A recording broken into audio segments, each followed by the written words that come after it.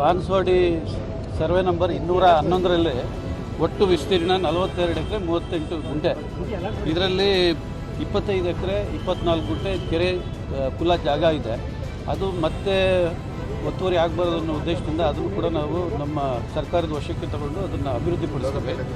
ಮತ್ತು ಖಾಸಗಿಯವರು ಒಂದು 2 ಎಕರೆ 37 ಗುಂಟೆ ಅನಧಿಕೃತವಾಗಿ 2 ಎಕರೆ 37 ಗುಂಟೆ ಅನಧಿಕೃತವಾಗಿ ಇಲ್ಲಿ ಕಮರ್ಷಿಯಲ್ ಬಿಲ್ಡಿಂಗ್ಸ್ ಎಲ್ಲ ಕಟ್ಕೊಂಡಿದ್ದಾರೆ.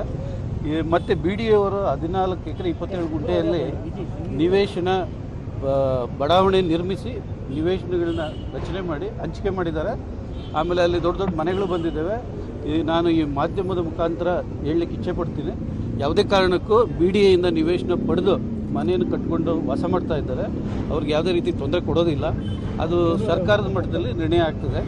ಈಗ ಅನಧಿಕೃತವಾಗಿ ಈ ಖಾಸಗಿ ವ್ಯಕ್ತಿಗಳು ಭೂ ಮಾಫಿಯಾ ಏನಿದೆ ಅವರು ನಕಲಿ ದಾಖಲೆ ಸೃಷ್ಟಿಸಿ ಕೆರೆ ಜಾಗನ ಒತ್ತುವರಿ ಮಾಡಿಕೊಂಡು ಈ ಕಮರ್ಷಿಯಲ್ ಬಿಲ್ಡಿಂಗ್ ಸುಮಾರು 100ಕ್ಕೂ ಹೆಚ್ಚು ಕಮರ್ಷಿಯಲ್ ಬಿಲ್ಡಿಂಗ್ಸ್ ಇದ್ದಾವೆ. ಇದರಲ್ಲಿ ವಿಶೇಷವಾಗಿ ಒಂದು ದೇವಾಲಯ ಇದೆ, ಓಂ ಶಕ್ತಿ ದೇವಾಲಯ ಅಂತ. ಅದನ್ನು ನಾವು ಮುಜರಾಯಿ ಇಲಾಖೆ ವಶಕ್ಕೆ ಹಸ್ತಾಂತರ ಮಾಡ್ತಾ ಇದ್ವಿ ಮುಂದಿನ ನಿರ್ವಹಣೆ ಕುರಿತು. ಅದೇ ರೀತಿ ಒಂದು PU ಕಾಲೇಜ್ ಇದೆ, ಅದನ್ನು ಸಹ ನಾವು ಡೆಮಾಲಿಷ್ ಮಾಡ್ತಾ ಇಲ್ಲ. ಅದನ್ನು ಶಿಕ್ಷಣ ಇಲಾಖೆಗೆ, ಪದವಿ ಪೂರ್ವ ಶಿಕ್ಷಣ ಇಲಾಖೆಗೆ ವಹಿಸ್ಕೊಡ್ತಾ ಇದ್ವಿ ಮುಂದಿನ ನಿರ್ವಹಣೆ ಕುರಿತು.